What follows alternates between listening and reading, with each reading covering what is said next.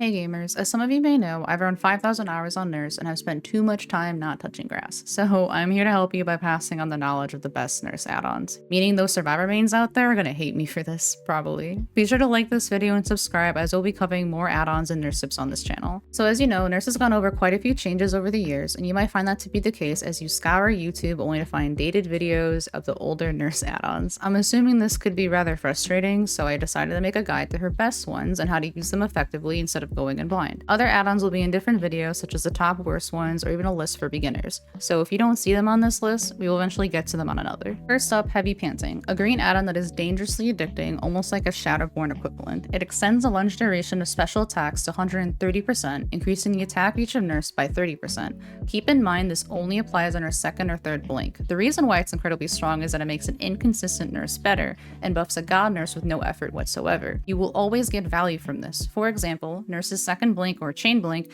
is one of the hardest things to learn mechanically about her, so the learning inconsistent Nurses will blink short, yet still get that lunge in value.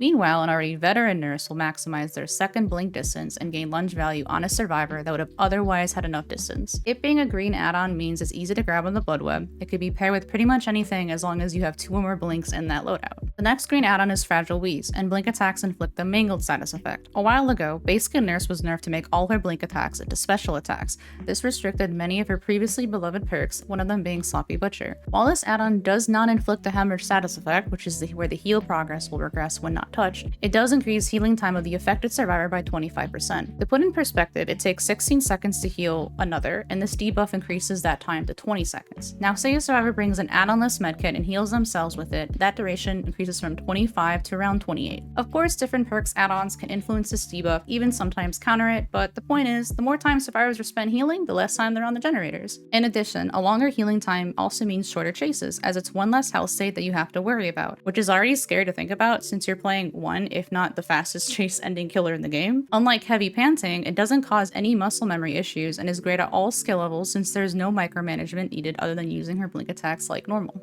Our first purple add-on is Jenner's Last Breath. After using all her blinks and prior to fatigue, press the active ability button to immediately blink back to your original position. This original position will be the place you were prior to using blinks, and you will gain back 1 blink charge. Keep in mind your orientation will remain the same, so you will have to adjust either prior or after landing. This is one of Nurse's hardest add-ons to use consistently since your window on return is so small, although there are ways to make it easier by pre-charging her blink.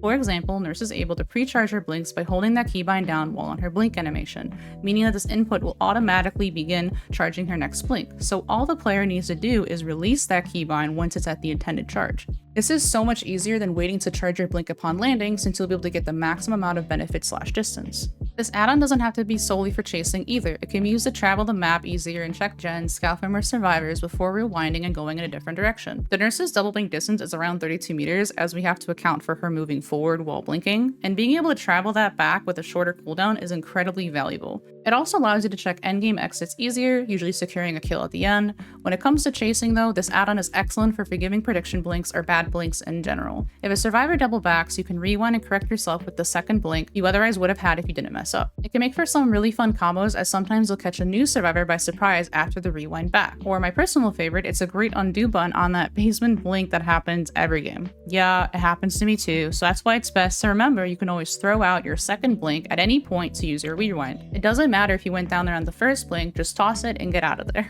Also, good survivors will realize that the counter to this add-on is to keep doing what they should be doing all along, holding W, so avoid rewinding if you see that, as doing it unnecessarily in a chase can be quite damaging as a survivor will gain a large amount of distance.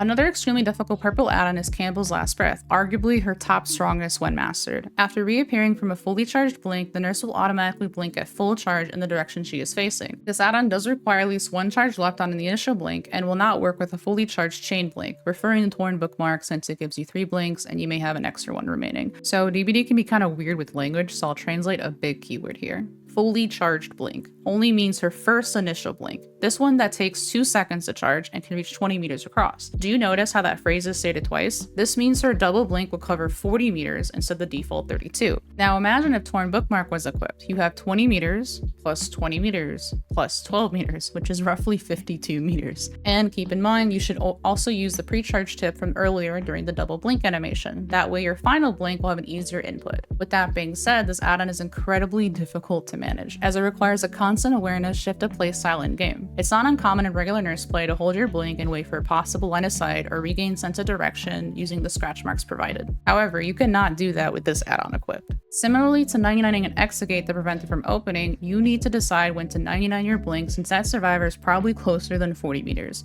Which leads me to my next point, the importance of understanding meter distance. I do not recommend using this add-on if you are unfamiliar with such. If you want an idea of this distance, get a friend, load up a custom with Wesker, we're going to use his tear radius, so turn on visual heartbeat in settings. Place them within line of sight on a map, and you keep walking until the heartbeat just stops. That distance is 40 meters. If you want to see the visual distance of a default nurse full blink plus chain, you can switch Wesker to any killer with a 32M tear radius. The more you play DBD and use different perks with meter requirements, the better you'll become at guessing different distances. This understanding will help you make the best chase decisions when using Campbell's Last Breath, as you should be using this add-on like a toggle between distances up to 32 meters and 40. Since the following blink is automatic, you'll want to practice aiming downward at an angle to shorten that distance in certain situations, as sometimes it's worth doing that instead of overblinking. Be careful though, survivors can counter this by reacting to your slow travel time by simply holding W or sidestepping it completely. It really shouldn't be relied on in this way, unless you're running Torn Bookmark, which is the best add-on that you possibly could pair with this one. The reason why it's the best one is because the third blink will allow you to correct any distance error in overblinking or underblinking. And underblink can often be used as a tool with this add-on since aiming down reduces the range blink speed, so the third blink can correct that. If you mess up using this combination, you'll be worse off though due to blink charge tokens taking longer to replenish. A somewhat more friendly combination is using Jenner's Last Breath, since if you accidentally blink 40 meters, you can rewind back as if nothing happened. This add-on is by far the best for map pressure / movement, and you can get some crazy hits while covering a large amount of distance. In conclusion though, I'd rank this as our most difficult add-on in this list. It requires a lot of patience, experimentation to fully master. Honestly, I don't even think I haven't completed down yet, so be patient with yourself. My absolute favorite add-on of all time, which if you can't obviously tell with the current quantity number compared to everything else, I clearly need to refill my stock. I'm getting low. It has pretty much never left my loadout, and I'm sure you guys can tell I'm obsessed with no tear radius nurse. So it's a purple add-on that makes the nurse undetectable after a blink attack. This effect lasts 25 seconds and the cooldown is 45. When it comes to movement killers, you get so much value with no tear radius, since the counter for such killers would be to pre-run or play safe. I found that using this add-on causes players with high awareness to hesitate or be caught off guard, usually giving a free hit. Personally, I thoroughly enjoy the idea of jump scaring others by haunting the hallways of Midwich. That's essentially what it is though, since as you enter the blink travel animation, you become a trail of fog that can be rather difficult to see. As you would be undetectable, that red stain is gone, leaving you to be near equivalent to a tier 1 Myers, but with blinks. The way to use this add-on is to tag a player, get the status effect, and navigate toward an active gen for a free grab or an unsuspecting person who otherwise thought they were safe. I suggest using line of sight blockers if outdoors, like rocks, to block your body in between teleports, although undetectable nurse is lethal on indoor maps such as Larry's and even RPD. This add-on works extremely well with other perks that do the same effect, like Trail of Torment, Dark Devotion, etc., allowing you to be completely silent the majority of time, since you can cycle between the cooldowns. It can be used with anything or nothing, as the add-on is easy, you just need to be aware when you are undetectable. Lastly, Torn Bookmark is one of our eerie add-ons, where it adds another blink with a trait of a longer blink recharge time, increasing it by 30%. This makes your default 3-second recharge to 3.9 seconds per blink, which adds up to quite a bit of downtime if you mess up too much. Since if you use all 3 of her blinks and miss, it'll take an agonizing 11.7 seconds to charge, and that will hurt in chase. Your fatigue also increases per blink, with the default one blink being 2 seconds, and increases 0.5 seconds every blink after that, and the swing increases it by 1 second. A double blink nurse is 2.5 second fatigue, 3 blink is 3 seconds, and so on if you're using the rewind add-on, assuming you aren't swinging, of course. Survivors will gain so much distance since your base movement speed is already slow, and you need at least 2 blinks in most chases. Therefore, using this add-on requires a good awareness of when to use all 3 blinks, with your goal mainly being to stick with just using 2 for recharge management. The main time to use your 3 blinks is to confirm an injured survivor to it down, since you'll earn all your blinks back while you carry that person to a hook. Similarly, you need to be comfortable with blink distances, because if you can secure an injury or a down with 1 blink rather than 2, that's even better. Normally I try to use 2 blinks for as long as I can, mostly because of what I previously stated, unless people might DC early game, because, you know, expect a lot of that. The thing is, a 3-blink nurse will almost always secure that injury because you have more chances to zone them in the correct area. The best way to play nurse is to blink where you last saw them, then follow up with a second blink, and having this add-on gives you another chance to do that or forgives you for prediction blinking. There's not much survivors can do, as they just have to hope that you miss, since that's the biggest downside of using this add-on. Otherwise, if you're cracked at blinks, it can be quite oppressive. It's also worth noting that this add-on will change how other ones work with blink requirements. For example, you need to use all 3 blinks to get the rewind value from Jenner's, not just 2.